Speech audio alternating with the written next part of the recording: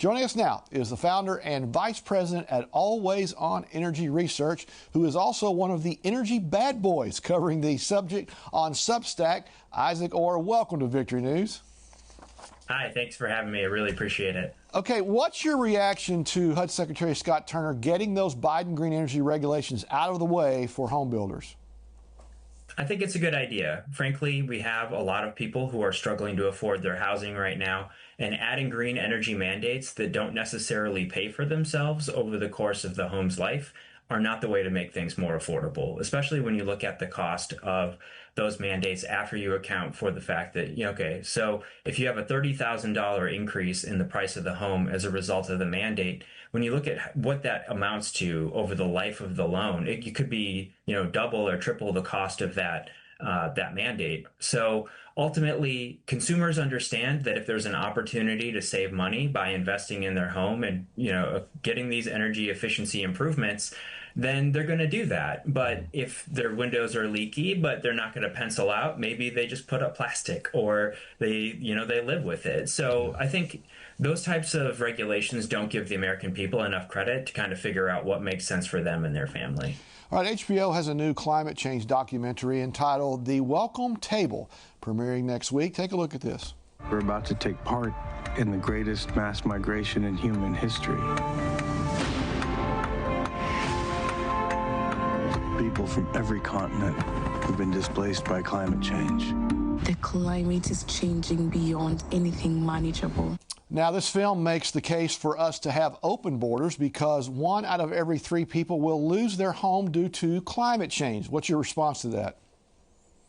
That's not even supported by the latest science. So the most recent analysis that's come out basically said that the worst case scenario that almost all of these kind of scary tactics or movies are based on is not feasible anymore. Essentially, that assumed that we would be burning way more coal than we ever will, that we'll have way more people than we ever will. So ultimately, this documentary was made by a man named Josh Fox, who really misrepresented the facts around fracking. So there's just a lot of issues with this type of a movie, and ultimately, I don't think that the science merits the policy prescription in Isaac, Always On Energy Research has a new report out on the social cost of energy blackouts. Tell us what you've discovered there. Yeah, so blackouts are very expensive. You have people that, maybe your refrigerator goes out, you lose an entire refrigerator full of food. If a hospital goes out, then people are at risk of losing their lives. So ultimately, what we need as a society is reliable, affordable power more than anything else. But unfortunately, over the years, administrations like the Biden administration have prioritized reducing emissions over reliability and affordability. And that's really set us up for this position that we find ourselves in now, where the North American Electric Reliability Corporation says half the country is at risk of rolling blackouts in the next 5 years. And that'll be economically devastating. Blackouts means businesses can't stay open.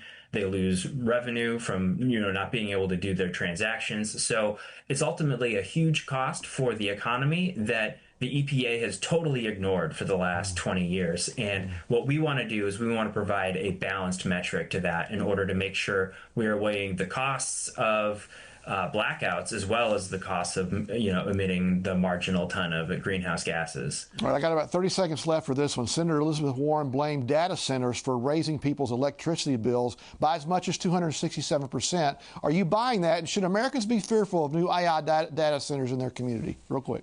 They should be a lot more fearful of mandates for wind and solar that are actually driving up prices.